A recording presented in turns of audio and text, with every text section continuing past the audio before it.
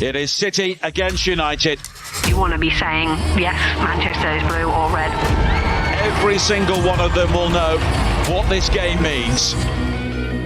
Manchester derby at the Etihad, you need all the experience that you got. I think it's a very special atmosphere in Manchester derby, it always has been. So much more high intensity, so much more passion, you go into every challenge just a little bit more. No better day to do it than a derby. We wanted to come into this game knowing it's a derby to, put them on their back foot. We want these teams to push each other because they'll also just keep driving the levels. You know how important they are, you know how big they are. Previous performances go out the window on derby day. It's about who turns up with the best mentality on the day. Derbies like that, they do have an edge to them. They look like a team that's united, that is actually unified, and play as a team. A big game for both teams with 3 points at stake as both teams try and chase the title. A very good afternoon, Manchester City fans, and welcome along to Matchday Live. My name is Cel Spellman, and I am super excited to be bringing you this build-up to Derby Day here in Manchester.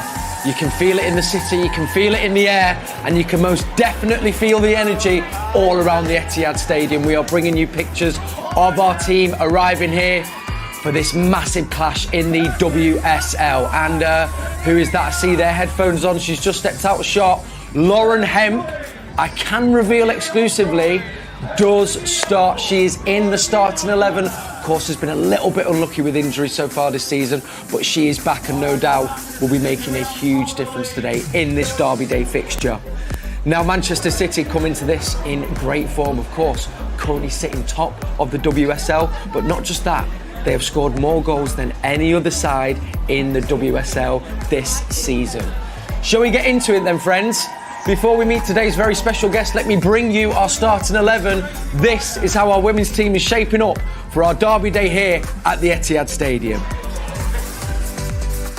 What a presence this lady has been in between the sticks. Yamashita is in goal. As we move our way to defence, we have Rose alongside Rose, back from injury last week, and it is so great to have Kanak back in the team. Ever present Ouahabi as well in the defence. And our captain today. What a season as well from Casper Rice. So great to see her wearing the captain's armband. As we move into midfield, we have Blinkilda Brown, huge breakout season, and she's been fantastic against this lady, who needs no words other than legend, Yui Hasegawa. And there she is, Lauren Hemp back into the fold. Fujino as well, as we complete our starting 11, and two more big names to round it off. Who else but Viv Miedemar, and of course, our very own Bunny Shaw.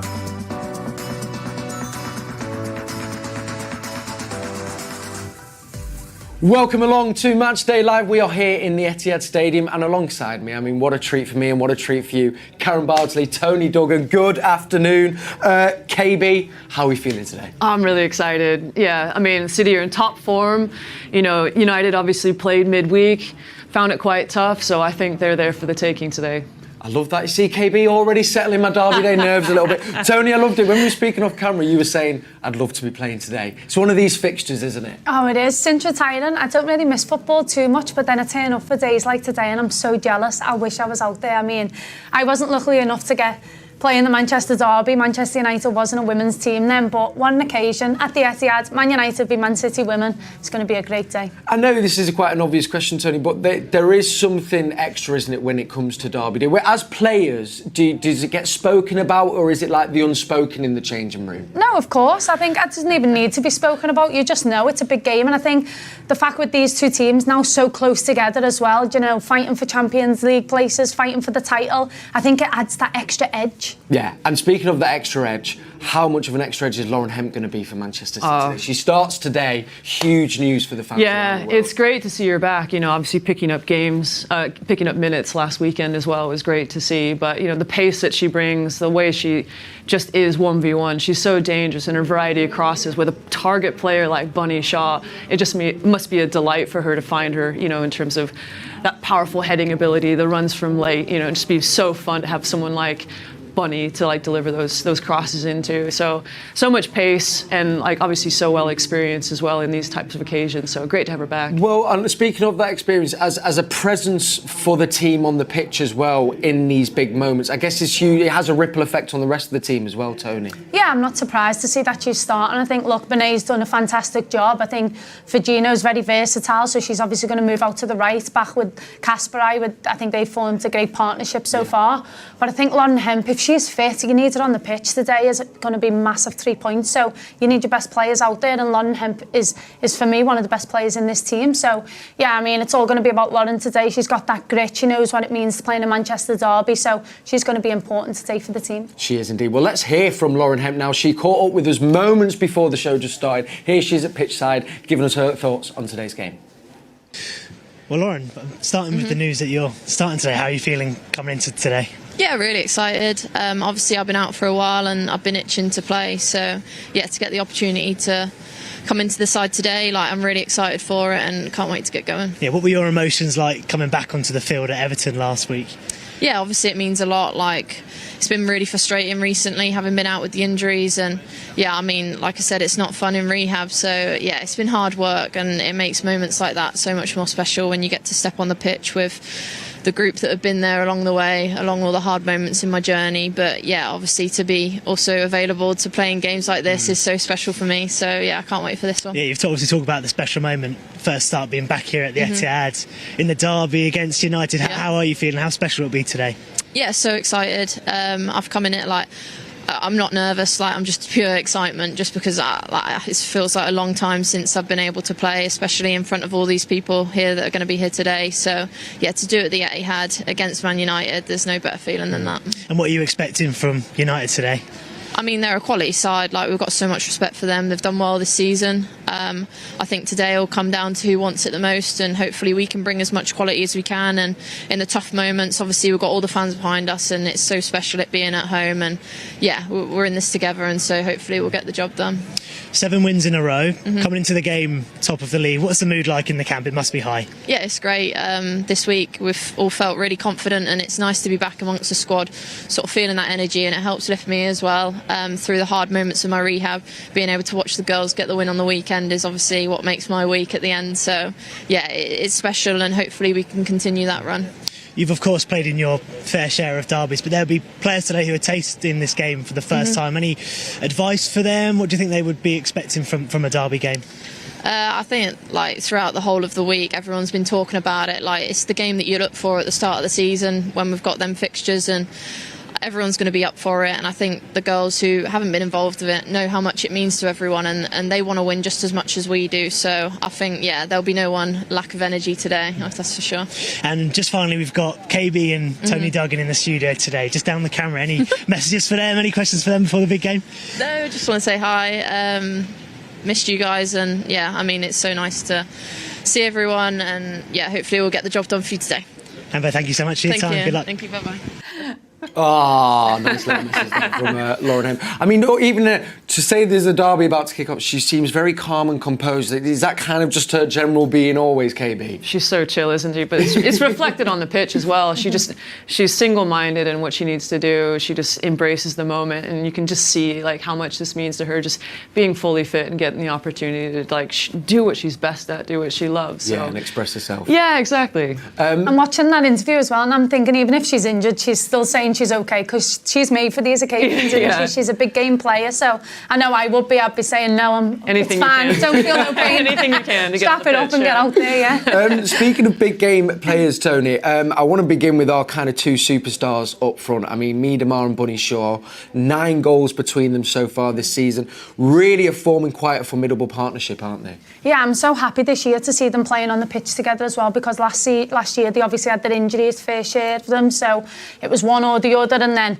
you know, people filling in. But what a partnership they are. They just understand each other so well as well. Viv obviously playing that deeper role. She can play the number 9 as well. But I actually don't even think Bunny's been at her best this season so far, and she's still WSL top scorer. Yeah. And I think that says so much about her. You know, there's been some opportunities that you would say herself she could probably have done a little bit better with, but she's always there, always amongst the goals, and always an absolute nightmare. We see this goal last week, what a ball that is from Leila, and that's Bunny at her best. I mean, she is always amongst the goals, but there's still more to come from her, which is quite frightening, to be honest. I think what's been really interesting about Bunny as well is, like, historically up until maybe this season, we've seen her be more just central, like between the sticks, but she's starting to pull out into wide areas and like kind of split those center backs, which allows Viv to obviously drive through, what she did quite often, you know, against Everton in particular as well. And they just combine, and Viv knows what kind of balls a number 9 is going to want to receive, doesn't she? So she's happy to just kind of continue. Exactly. Yes, for sure. And with that, I mean, obviously because Bunny occupies almost the 2 centre halves, but you kind of, I guess, if you are a centre half, you've got your eye on Miedemar as well. It must be a nightmare for the opposition defence. Then you've got Lauren Hemp and then Virginia on the other side. Yeah, I can't speak for what it feels like for a centre back, but from a goalkeeper, when you see all that kind of happening in front of you, you're constantly going, okay, where's the next threat? I have to keep my eye on the ball, but when you've got movement off the shoulder as well, you're constantly thinking, like, who's going to arrive late? You know, what's going to happen? And I think that's a perfect example of, again, that split, that movement away from Bunny, brilliant delivery from Kirsten, and, you know, just it's so easy for Viv, and just the way these two combine, you know, and the way they complement each other, this attacking threat is unbelievable. I think also what I've liked so far of the season as well is Andre mixing it up. So obviously getting Bunny involved more, you know, going more direct from Yamashita into Bunny. You know, he said we have one of the best hold-up players in the world. Why wouldn't we use that? Yes. And I know Manchester City have always been possession-based, and that's like kind of been the philosophy of the club. But the fact that we can now adapt and have two different styles makes it a lot more difficult for opponents to know what they're coming up against. And is that, Tony, as well, then why we've kind of put together this successive run of games, is that actually they have got this kind of freedom to change according to the opponent, or if something's not quite working? Yeah, you heard the players in their interviews speaking about freedom more than anything. As I say, in the past we've been quite structured, but there is a lot more freedom, and you're seeing players thrive. You see Kasparai thriving, enjoying a lot more freedom out there at full-back, and yeah, I mean, it's a different City team that we're seeing, but a successful one. And you look, you know, they've scored the most goals so far in the WSL, and I think it takes a lot of pressure off Bunny and Viv, the fact that other players are chipping in with the goals, you know. For sure. The competition for places in wide areas is fantastic, and something other clubs don't have. And then also, when we move into the midfield, I mean, Blinkhilde Brown alongside, Hasegawa, who has KB, I think we all have, is just, I think she's a gift to watch. But, like, they seem to have really kind of made a great partnership as well, and given us a good structure to kind of work around. Yeah, that was one of the things I really liked about Yeglets when he came in, is he recognised that, you know, obviously Yui's so good on the ball, but with her history as a number 10 as well, when she used to be at West Ham, she's happy getting into those areas as well. And the likes of, like, Lohman as well being able to come in. I think early days you were just seeing, you know, okay, where these players fit best. And I think Blinky's just come into her own, to be honest. She looks so much more confident and comfortable, and she's allowed to play to her strengths under Yeglets, which is, I think she's absolutely flourished in this side. And, you know, now that she's adding goals from midfield, just look how high up she is. And, you know, that says to me a lot about the trust and the confidence that the team has in the back four as well. You've got, you know, Kirsten coming up the right, Ouahabi coming up the left, and you think that centre-back partnership is crucial, and then having someone like Yamashita like driving that and being able to sweep in behind just gives you so much more freedom in the attack as well. So it's brilliant that you can commit so many numbers with that solidity behind it. Yeah, for sure. And just because you mentioned, I mean, Yamashita. I know. KB, talk to us. I mean, Tony's saying here about, you know, like wanting to be involved today, but when I see these keepers making these fantastic saves, it just makes me want to get back into training again, because that's just the best part, isn't it? You know, like, she's been brilliant in terms of like her distribution, but I think, you know, her shot stopping's really improved, in my opinion. You know, she was absolutely immense in this game against Everton. She pulled out what a fantastic reaction save is, and the agility and the spring and the power that she gets to put it into a good area as well. You know, but she single-handedly kept City in this game, in my opinion. And, you know, there's a big save here. It's a bit of a deflection, perhaps, just across, you know, through bodies as well, and to track that off a really slippy surface and to hold on to it is really crucial as well. And some late pushes here from Vignola, you know, driving into the area. And I think, like, it's a great reaction save to get across from Kitagawa, and you just think, you know, this could have easily been one of those games last season that City would have lost, and it would have affected their title hopes. And then when you've got the keeper doing that in between the sticks, the confidence that then gives to the defence, and we've seen that as well, as you said, it's given us such a solid base at the back, which is going to be key against United today, Tony. It's massive. I also think the consistency of having that number one, you know, I think obviously last year there was bits of chop and change, and, you know, I'd done the game at the Etihad last year when we lost 4-2, and I think, you know, playing out from the back, there was a lot of disruption. no fault of her own from Kiara Keaton. She's a fantastic goalkeeper, but I think when Yamashita's in one week, Kiara's in the next week, it's quite difficult. You'll know yourself, KB. You was our out-and-out number one. I don't think there was never a question that you was going to start, but I think it's quite difficult and it disrupts the team as well. For sure. I think this year we're seeing a more settled team, and the back line are definitely benefiting from that. I just wanted to pick up as well, captain today, and I've been lucky enough to interview Kasparaya a few times. She's such a lovely, lovely person, but then when it seems crosses that line, just becomes a whole different person on the pitch, Toni, and rightfully so wearing the captain's armband today. I agree, yeah. I'd done a feature with her recently and she was the same. You know, I'd never met her before, but what a lovely girl and completely different player on the pitch. You know, I wouldn't have liked to face her. I was a winger and she was probably my worst nightmare as a full-back because she is relentless. She's up, she's down, she's as good as she is going back as she is going forward. And you know, we spoke about her aspirations this season. She's got some targets for goals and assists, which is incredible. You know, I think this is the modern day fullback. I don't think Gary Neville would have ever had a target for goals back in the day. Or Jamie Carragher, but I think that's, you know, the difference now. You know, these fullbacks are so important and vital to these team performances, and Kasparaya has been absolutely brilliant this year. And is that also then helping as well, you know, for Gino? And obviously, I know I love that early days. Let's get that one in Sorry, there. guys. Shots fired. But for Gino as well, out on the wing in a position, you know, so she's had 9 starts, 7 starts, 3 goals and assists. How impressed have you been with her, Toni? Absolutely love her. I think, obviously, we always speak about Viv, we speak about Bunny, we speak about Tempo, but for Gino, even last year, you know, she's just got absolutely everything. That was obviously a vital goal there against Liverpool to get the 3 points. But I just think her creativity, you know, the impact she has on this team. I think for the goal against Arsenal as well, the last minute one, the ball and the vision for Bunny Shaw was just incredible, and she's versatile. She can play on the left, on the right. We've seen her at times go into the number 9, be that false number 9 when Bunny comes off, and I just think she's an incredible talent, and she's also got a great partnership going with Kasparaya. You know, she goes inside and Kasparaya's always up and down that flank. So yeah, I mean, she's been so vital with assists, with goals, and going to be a big game for her today. I do think she adds like a slight different profile to the other wingers as well. You know, if you've got Hemp, obviously she's just kind of really loves being wide, really attacking the space, and at times in the past, maybe when she's been asked to come centrally a bit more, she's looked slightly less effective, whereas Fujino is happy to be in those tight spaces and kind of just link play and switch play as well. So having that versatility in the profile for her, I think for me really makes her a differentiator. Yes, yeah. And again, it adds another different element to this Manchester City team. All kind of spearheaded and put together by our manager, Andre Yeglets, who I'm going to speak to you guys in just a second. But first, let's get his thoughts. He's down pitch side with Sam. Andre, first time managing City at the Etihad. Just how are you feeling being here at the stadium today? Yeah, I'm very excited. It's been a couple of days really looking forward to the game, so of course I'm excited. The team news has just come out and Lauren Hemp fit to start. That's a massive boost for us. Of course, great football player. She will bring us something special, so looking forward to see what she can do today. And Rebecca starts, we've got obviously Grace and Sydney on the bench as well. How big a boost is it to have those players back in the matchday squad?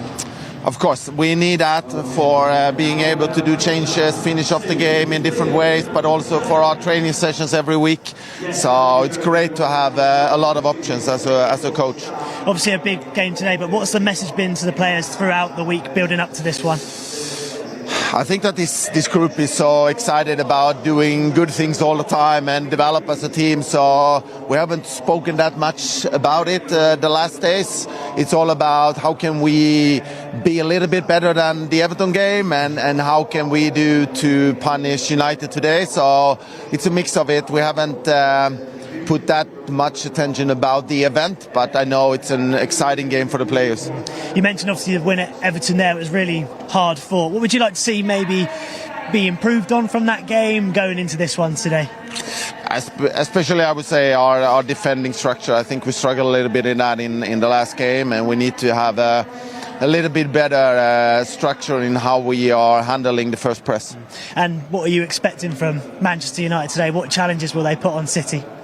Of course, it's a team with good self-confidence. They have been doing great games lately, and one in the week. So a team that is winning a lot is always bringing in confidence to a game, and they have individual skillful players. So it will be a big challenge for us. And just finally, obviously, 7 wins coming into this game, top of the league. But I'd imagine the message stays the same. it's always the same. That no matter how many wins we have, that's the next game is always the most important one, and that's where we are today. So we need to put a great performance to be able to get the 3 points today. Andre, thank you so much for your time. Thank you. That is Andre Yeglets there giving us his thoughts for his first Manchester derby. And I want to just take a little moment to speak about him. Obviously, he's come in over the summer. And Toni, are you surprised at how quickly he's got this Manchester City team playing, and how has he gone about doing that? If I'm being honest, yeah, because it does normally take time. But then I look at the quality of the team and I think I'm not surprised because he has the quality. I just think they needed obviously better guidance and, you know, come up with more like plan B, because as I say, in the past, Man City have always been quite structured and, you know, teams figure it out quite quickly. But I love how adaptable the team is nowadays and the signings that he's made. And I just think even being around the girls in the past few weeks, I've been lucky enough to interview a couple of them, and I just think the atmosphere and the culture, it just seems to be right. Yeah. And we know about that, KB, when we won the league.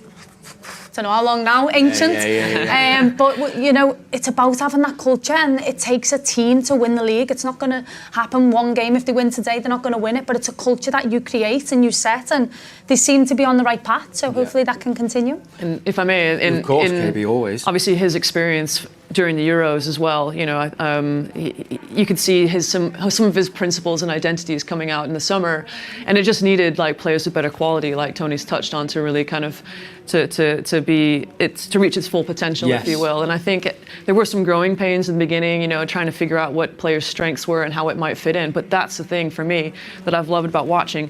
Sometimes as a player, if you're asked to maybe not do something you're as good at, it feels quite scary and like restricting, but these players are all allowed to be free going forward and play to their strengths. And it feels like Andre had these really clear principles for me about getting the ball back as well, and everyone doing the job and taking responsibility, which I think has propelled them to another level. So I think he's been brilliant. I think also on that, KB, I think that the mentality shift as well has been so important for me, because in the past few games, I can't say that they've been absolutely incredible and flying, but they've got the job done, they've got the 3 points, and that's what it's been about. Whereas sometimes in the past it might have been more about how we're playing, but you know, the most important thing is getting them over that white line and getting them 3 points, and that's what the team's done. And I just wonder, tactically, are there any things that you've noticed he's changed, or like what we see with this City team now, KB? I think there's just a lot more fluidity going from back to front. You're seeing things move a lot quicker. You know, like Toni touched on at the top of the show about, we've got one of the best players in terms of hold-up play in Bunny Shaw, so get the ball to her. Yeah. You know, the voraciousness at which Kasparaj gets up that,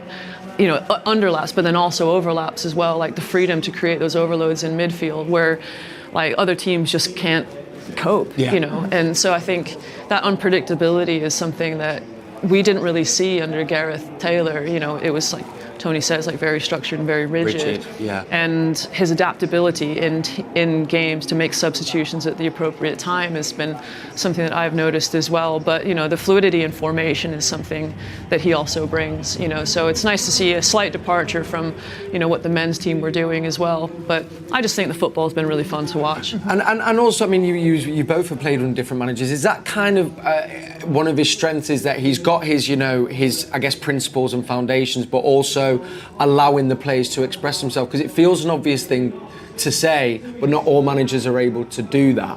Yeah, I think it's working with the individuals that you've got. I think, as he said, he's playing to Bunny's strengths, and yeah, it might be a philosophy and it might be something that the team's good at, but if you can be direct and hit route one straight away, then why not use that? And I think the players have got that freedom then and the license to mix things up and do things, you know, off their own back. I think, unfortunately for Jess Park, she's obviously gone to the other side now, over to Manchester United, but I think she would have actually thrived with that freedom. We've seen it under Mark Skinner and doing the same. Maybe it was just a case of competition for places at the time and more minutes that he couldn't guarantee her, but I think you're seeing other players relish, you know, like specifically Kasparaj, I would say, is the biggest example for me. The biggest headache now is like when everyone starts to return to fitness. You know, we were just talking earlier, weren't we, about like, where does Grace fit in this? Like, she doesn't want to play wide. She wants to be in the midfield, so what does that look like? And, you know, like, people are playing themselves into form and into the team, so it's going to be hard to break in when everyone actually does start returning fitness as well. We're going to hear from Grace in just a little little bit, and we will be bringing you team news from Manchester United in a moment's time. But I wanted to just mention Jade Rose. Obviously playing in her first Manchester derby. Alex Greenwood, our club captain, she said the first thing I'd like to say about Jade is remember her name. How impressed have you been with Jade's start to the season? I think she's been brilliant. You know, for me, youthfulness obviously as well, incredible intellect, you know, and the way she studies not only academically but the game as well. Her physicality, I think, especially maybe against Chelsea, got her out of some problems, you know, early days, but I think, you know, the way she finds herself high up the pitch and contributing to the midfield, the attack. But for me, it's the way she complements, like, say, Alex, or even in today's situation, Rebecca Kanak, with that speed. Watch the recovery pace here. It's absolutely unbelievable. Mia Enderby is not She's slow not either. slow either. She's really not slow. That's the Liverpool player against her. And so to have that capability to cover that space in behind, you know, I can guarantee you that United are going to try and hit that space today. So she's going to be vital. I love that too, her composure. I think, you know, playing between the lines, and she is a ball player. It's like having another midfielder on there. I think she's so composed and likes to start play, and that's obviously the City way. So yeah, I think she's been absolutely brilliant so far. And just before we get into the United team news, what would you like to see from City today to go about trying to get this big win today? I think firstly it's just win the battle. You know, like we always just say earn the right to play, didn't we? Where nothing's guaranteed. Like United are going to come flying out. I'm sure we'll see loads of tackles from Rivieri onto Hempo and things like that. And that's the bite that makes a derby so special. But first and foremost, win those duels. Yeah. You know, I think keep yourself in the game, making sure that you're tidy on the ball, limiting transition, because that's where United are going to kill you. And unfortunately, that's where we've shown some vulnerabilities this season so far, particularly against the likes of Everton. Yeah. Quick Kelly Gago in behind, you know, again, turning from back to front. And United have that in Melvin Mallard and several quality players. So I think that would be my two priorities, is manage the transition and then just win the duels. And what about from yourself, Toni, as well? I also think give them nothing. I think, you know, in the fixture last year, I just give them nothing. Nothing. Motivational. No, but last year, like, we give them goals, and that, like, in a fixture like this, you can't gift the opponents goals. Okay, if they break you down or there's some great play, you accept it. You know, it's football, it happens. But you can't gift opponents like Manchester United goals, playing out from the back, making silly errors. So just do the simple things well, and like KB said, win your 1v1 battles in a derby. That as fans, that's what you want to see, you know, players fighting for that shirt and showing that passion, and, you know, then that can obviously open up areas, exploit spaces. So yeah, come on City, I'm ready for it now. That's it. Give them nothing is the quote of the show already. Right, Manchester United team news is coming up in just a second, but we just mentioned her there, one of our newest signings, Grace Clinton. We sat down with her earlier this week. So Grace, thanks for joining us on Matchday Live. It's that time of year, Manchester derby. How do you feel going into that game for you? Yeah, it's really exciting. I'm happy to be back for that game. I love a derby. It's going to be intense, loads of passion hopefully, and yeah, I'm really excited. First time in the Etihad in front of the fans. It's going to be boss to have that game and have that support there. Derby is like the best games that you can play in. You know, it's just so much more high intensity, so much more passion. Like, you know, you go into every challenge just a little bit more. It's just so fun for me. I love the pressure of a derby, and to deliver the win of a derby to your fans is just the best feeling. My first memory of a derby, I actually made my debut in the derby in the Everton vs Liverpool one, and that was like my first professional game. So I think that was a big derby for me, because obviously I grew up in Liverpool and it was like my first game. But in the Man U, Man City ones, they've always been just very close games. They've always been like very intense and very passionate, and I just love a derby. It's going to be an interesting one. Obviously it probably makes it a bit more of a rivalry now that we've done the swapping in the summer and stuff, so it's going to be an intense game, but I love derbies, I love the passion of them, and I'm really excited. It's going to be a big game in terms of obviously standings in the league. You're going to be on the blue half and Jess Park's going to be playing for the Reds. Is that a little strange for you, knowing you're going to be on different sides of the pitch? No, I think so. I've not thought too much about it just yet, because obviously you take it like game by game, but then I think when I see her there, it's going to be really strange. And obviously, when I see the girls that I've played with in previous years playing against them, yeah, it's going to be strange. But I'm really happy to be on the blue side, and I'm happy to hopefully contribute to us getting the win. And yeah, hopefully we can win.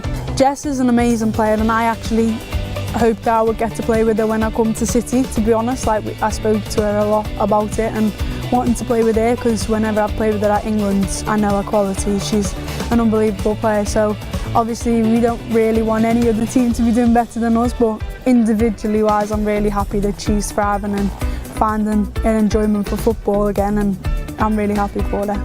You had a little clash with Carolyn last year in the derby. Could you talk us a bit about that? Yeah, that was fun. No, I tackled her, and then I felt like she went down a little bit easy, so then I was just like, I got a bit bored, so I was starting something. I was just like, told her that she was crying and stuff, and it's fun because, I don't know, it's why you play football, to have fun and enjoy it. And obviously in a derby you really want to win, so it's like you hate the other team, you hate the other players for that 90 minutes, and to be able to wind it up and yeah, have fun in the game, it's like what you play for.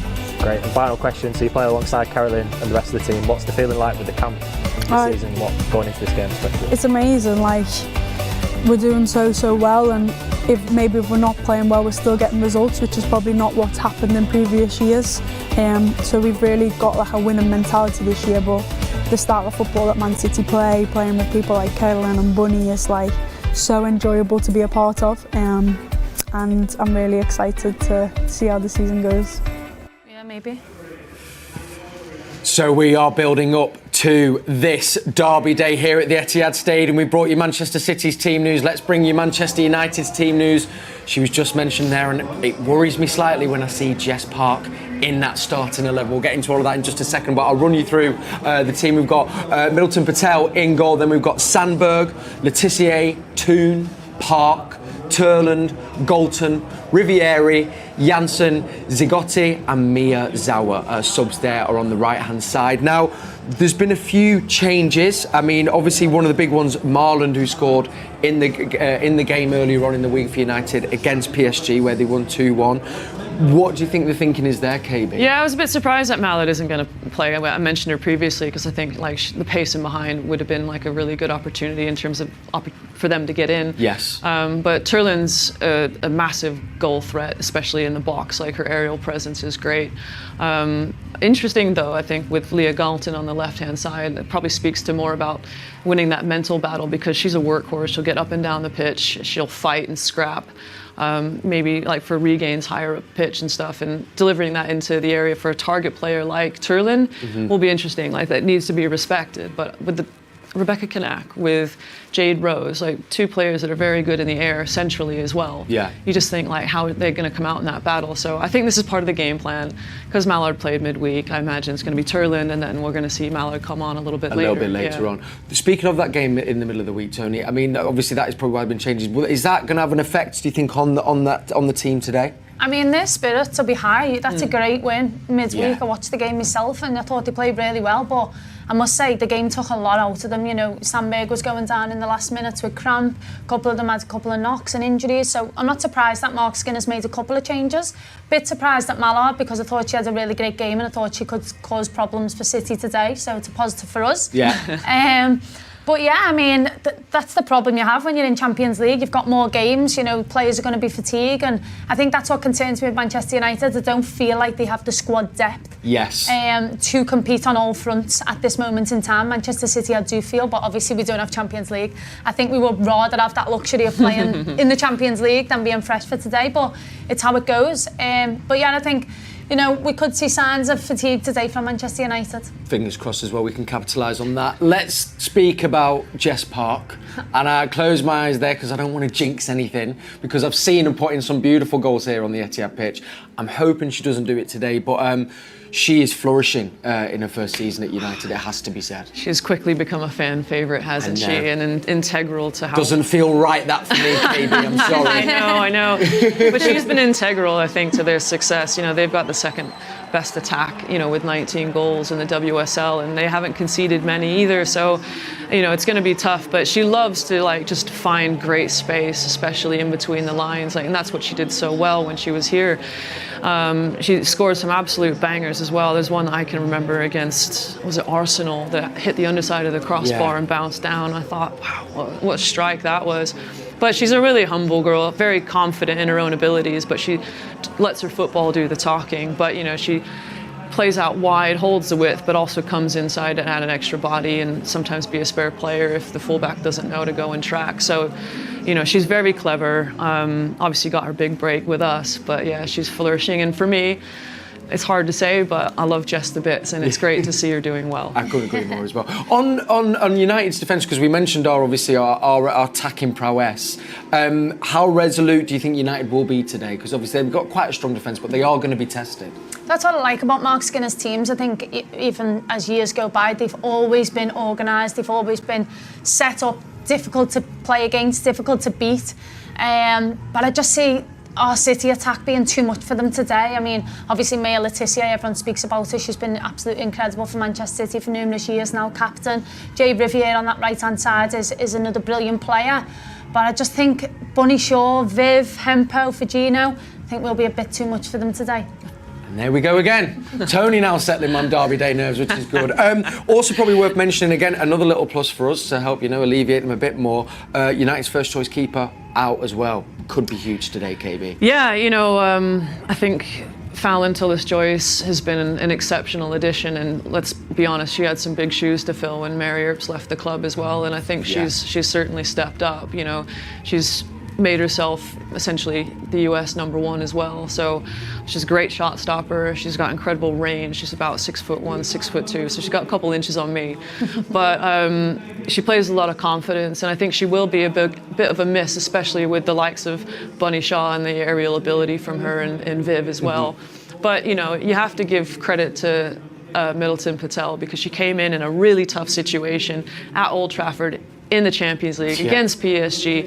That was only her second ever start for Manchester United, and I think she did very, very well. Yes. She made a couple saves early days that kept them in the game, but then her distribution looked calm and confident. So I think it will be something where you got to test her nice and early, because riding that high, if you don't have that same level of concentration, you can get caught out. Oh, yeah.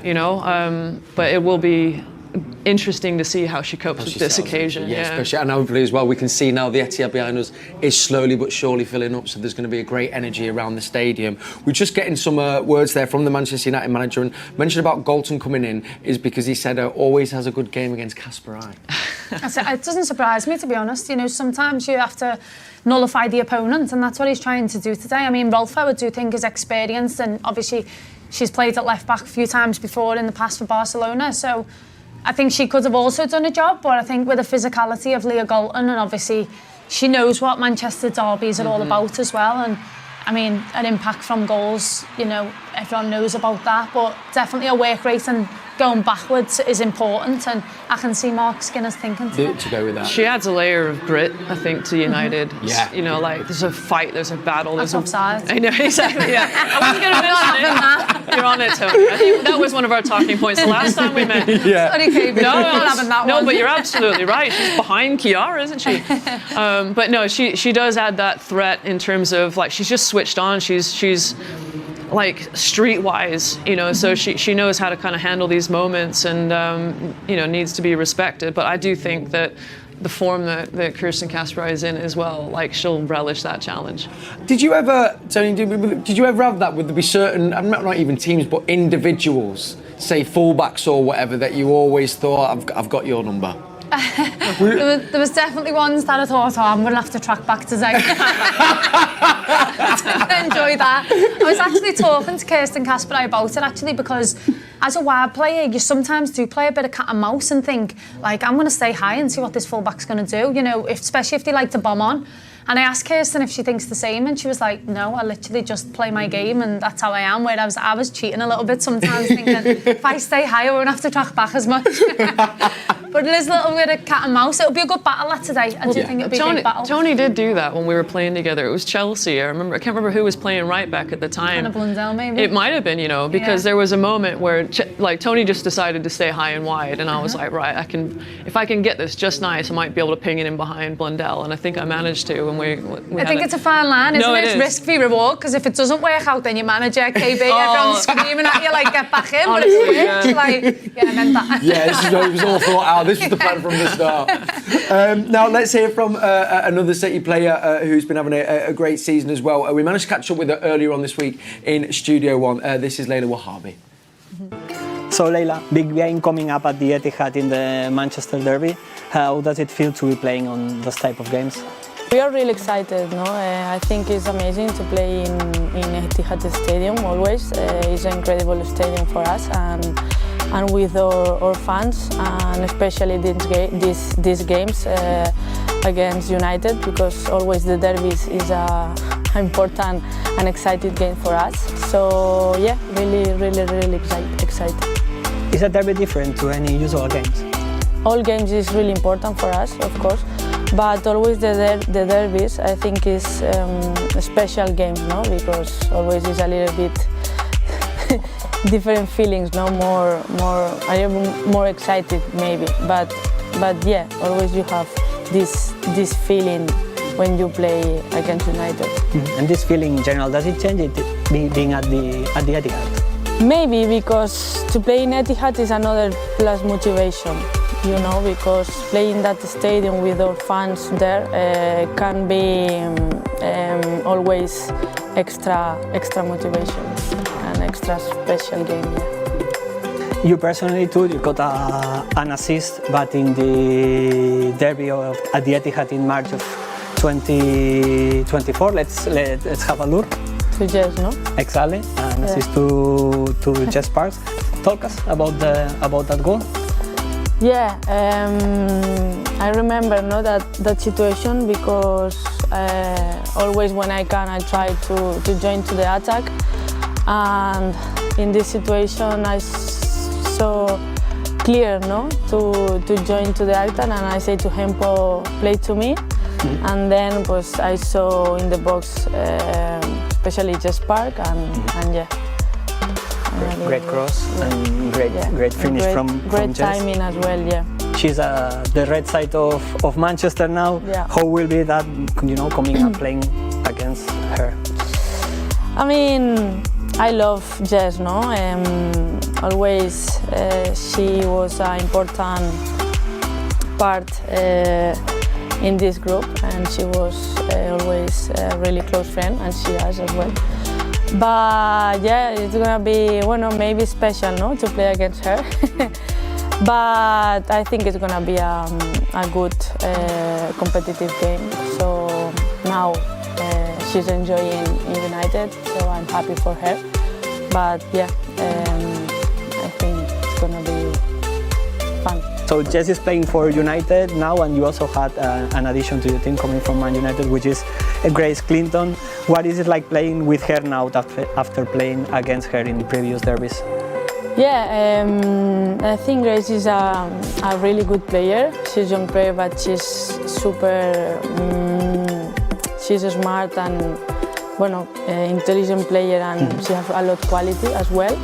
And yeah, I think she can bring a lot good energy and a lot of good things in the team. So I'm excited to play more games with her. And finally, Leila, out of all the Manchester derbies you've been part of, do you have a favorite moment? I think when we won in the Etihad Stadium, and when we won as well in the Old Trafford against them. I think that two games is it was the best moments in the derby games. All right, brilliant, Leila. So thank you so much, and good luck. Thank you. Now, some huge news for all of us here at Manchester City, in that Alex Greenwood, captain, has signed a contract extension till 2027. In her note, she said big ambition between now and 2027 is to win the WSL with City, and she believes we can do it. There's so much we can talk about with Alex. Toni, I want to begin with you, because we're going to go to a little clip from a piece that you've done together. But how big is that, not just kind of for the team, but also the club itself? Because, I mean, her career speaks for itself. Yeah, it's so important. Obviously now she's captain as well, and I think she's really stepped into that role. But I think even without the armband, Alex has always been someone that's just led by example. She's one of the most professional players I've probably ever played with, you know, off the pitch. She's always looking after herself, taking care of her body, going the extra mile to do anything that she can to be a better player. So she really deserves this, and I think she's thriving at Manchester City. I think the past 5 years that she's been here, she's really made herself at home, feels comfortable in where she's playing.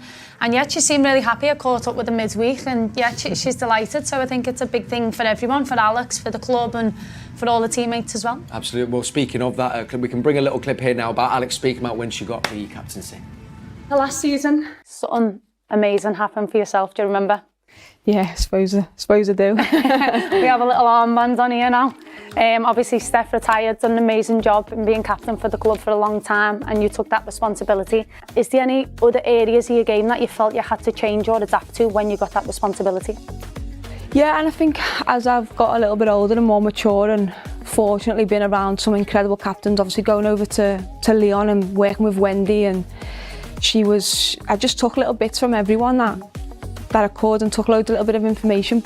But the one thing I would say is I never acted the way I did to become captain. I wanted to, if it happened, it was going to be organically. And was you surprised? How did it come about? Like, I wouldn't say I was surprised. I think I was just more, I was obviously really happy about it and really proud. I think because I'd wore the armband a little bit the season before, because Steph unfortunately had injuries, and yeah, when we played, sometimes Steph wasn't in the match day squad, so I would wear the armband, but I didn't expect it. I didn't say this is definitely mine, but for sure when I was told about it, it was a really, really proud moment, for sure, yeah.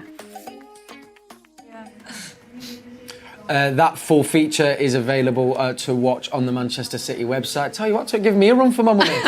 Gee whiz, to keep my eye on my shoulder.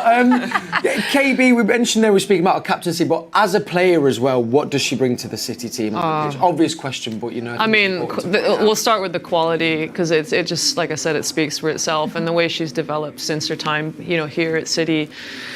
Her positioning is like massively improved, and I think that's just made the game so easy for her, you know. And then when you add in her quality on the ball, the way she distributes, how comfortable she is stepping into midfield, like her passing range, she just links up so nicely, breaks the press like with her passes, and then you're just on your way in terms of setting up an attack. She can play left back, you know, like, so I think she's, you know, added a level of versatility to her game, you know, that England have called upon numerous times as well. Yeah.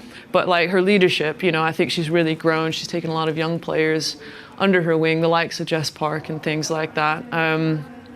But yeah, she's a fantastic role model, and I think someone that should be really, really proud of like their career to date, and then obviously what's to come. What's to come. And sorry, go on. I think the biggest compliment I can give Alex is that when she's not playing, she's missed so much. And I know City have quality players, but no matter who steps in for her, you really miss Alex, like her presence on the pitch, and like you say, her calmness, her positioning, that wand of a left foot.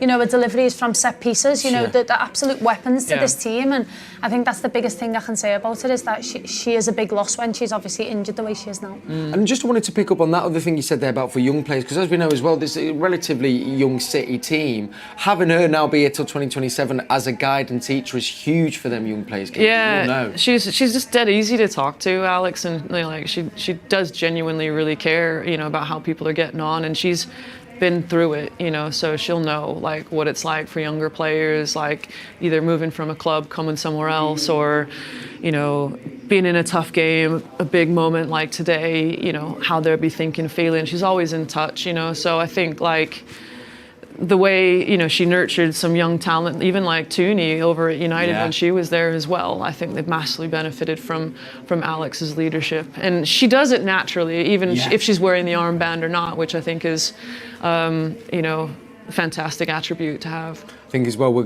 can see her as well that as you say, even when she's not playing, she's in and amongst it, she's down there, so at least we know her presence is going to be felt. She said she was coming up to see me. She got to be on the way.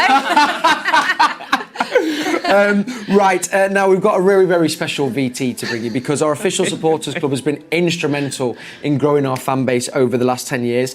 It is their 10th anniversary, and I just wanted to get a quick word from you, KB, before we play this VT. Just how important and huge a role has our official supporters club played in growing this fan base, as I say? I mean, where do I even start with them? You know, like, it's always that bloody drum banging, isn't it? You know, like, that was kind of just iconic. Even when we were at the stadium just across the road from where we are now, there was hardly anyone in the stands, but it was the diehard fan support that were just like constantly plugging away behind us. And to see how it's grown and to see how, you know, people have joined over the years, like, it's made obviously playing in the Joyous Stadium and playing here, a bit of a fortress for us, you know. Yeah. It's really difficult to come away and play here, and the league form reflects that at the minute, you know, unbeaten at home. So, yeah, they've been massive. We've had loads of different events with them over the years, haven't we? Like here at the Chairman's Lounge or the Tunnel Club.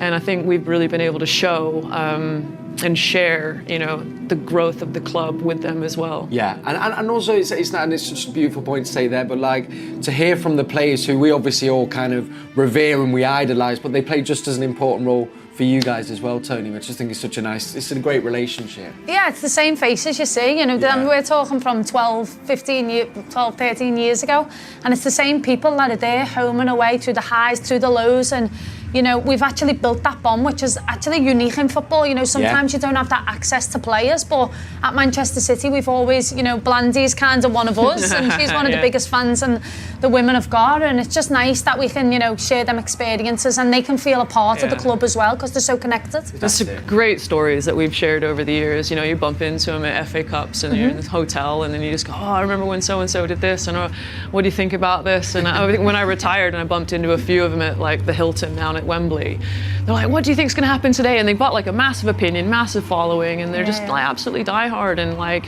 respect to anyone that's going to follow their favorite club around, you know, the country, around the world. Do you remember who was it when we were playing in Russia? Were you still with us at the time? And his name was Anthony Plant, I think. He came all the way. He had to get like 4 flights to get to this place in Russia, and he was like our only fan, you know, in the stadium. And we're like, how did you find yourself here? You know, we thought you'd chartered a plane or something, you know.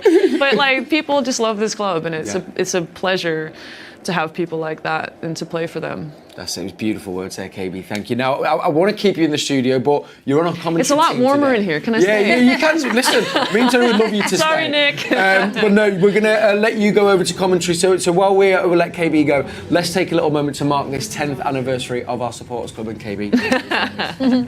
So the club was made into a professional outfit in 2014. The club had seen Blandy, who's our chairperson. They approached her and said, look, we're looking at maybe getting a supporters club together. Do you think you'd be interested? Comparing it back from there to now, it's poles apart. It's absolutely poles apart. The numbers, the travel to away games. We've got well over 400 paid members that are paid members of our branch of the supporters club. It's a really proud feeling because it gets bigger each year, and we've seen it get bigger and bigger over years. I remember how excited we were when we first reached 100 members. When we first got to that milestone, we were absolutely over the moon because that felt like such a big achievement to us. And then suddenly it was 200, then 300, and each season it's got bigger. You know, we call it our football family. It sounds a bit cliched, but you know, I've got to know so many people. People can feel comfortable going to a game on their own, and they'll know that when I get there's going to be loads of people I can talk to, and you just slot in and you just love your day out. And it doesn't matter who you are or what your background is. You are welcome, you're a City fan, and you're welcome to come, you're welcome to be part of that, and people will welcome you and make you feel like you belong there. So that's a really, really nice feeling, I think, that people get from it. That's got pride of place in my office at home. Who knew at the time it was our title winning season, right? And we've got all the first 11 on the first game of that season, where Steph came and scored a last minute in dying the death winner. It was so unbelievably amazing that day. It's something that we enjoyed so much and can't wait to do it again. Thinking about the fact that we are 10 years old now and we're kind of coming up to our 10th anniversary it's quite surreal. It's crazy. It's flown by. You know, it only feels like 2 minutes ago that we were doing our 5-year anniversary. So the fact that we've now rocked up and we're at 10, it's just crazy, but really proud. You know, it's what we do every day. Everything that we do, every match that we go to, it's part of my identity as a Manchester City fan is, you know, I support Manchester City men, I support Manchester City women, and I'm also involved in the Women's Supporters Club and building that. So it's something that we're all proud of. want to say a massive thank you once again to our official supporters club. I mean, great opening shot there. Gee whiz, gallery. Toni, you were doing some work with, of course, our sponsor Etihad today. What were you doing outside the ground a little bit earlier? Again, taking my job, doing a bit of presenting. Gee whiz. I've had a great morning, to be honest, with Etihad. So there was 6 destinations, new destinations that Etihad fly to, and we tried 6 different foods and had 6 different tasks. Yeah. On one of them, I was super confident. I got 6 out of 6, and I didn't. I got one wrong, so I was a little bit embarrassed. But the food was lovely, and some great destinations. Was there a favourite destination that jumped out to you, Toni? Chiang Mai. I've been to Thailand before, and I didn't go there. So yeah, I'd like to visit there one day, maybe. Nice. But yeah, it was fun. The food was absolutely gorgeous. I do love Asian food. I mean, it was 10:30 in the morning, so... Yeah. But still. Yeah, you know, we'll go with it anyway. Beef skewers. If you're going back with them, maybe I'll jump along on the trip with you. We can both go. I'd like to go. It was my pre-match anyway. Yeah. Right, then there were 2 in the studio. So KB has got your commentary over on the City app. We've got your starting 11 on the bottom of the screen there. It's building here in the stadium, Toni. Touching on who are going to be the key players today for Manchester City to try and get these all-important 3 points? I think that front line, it's frightening, and every time I do a City game, I always talk about it because it's so important, and they just get the goals. I think there's going to be plenty of goals today. I think where we need to focus most is our back line. You know, we've conceded in, I think, almost every game this season so far, although we have been getting the wins, we've conceded. So I'd love for the team to get a clean sheet today just for the kind of confidence levels. But I definitely think that front line's going to be the difference between winning and losing today.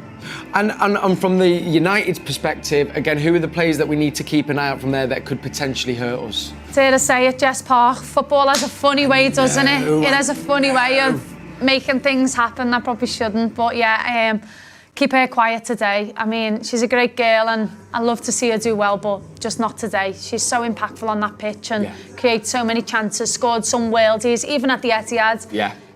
So yeah, I think we need to keep her a bit quiet today. And I know we mentioned her again at the start of the show, but it does feel like having Lauren Hemp back in the team is a huge thing, just kind of for confidence and also energy today on the pitch. Yeah, I think even that Manchester United team, I talked about Jay Riviere before and what a great player she is. And when she's seen that team sheet, you know, you don't want to be up against Lauren Hemp. Everyone knows her quality and her strengths.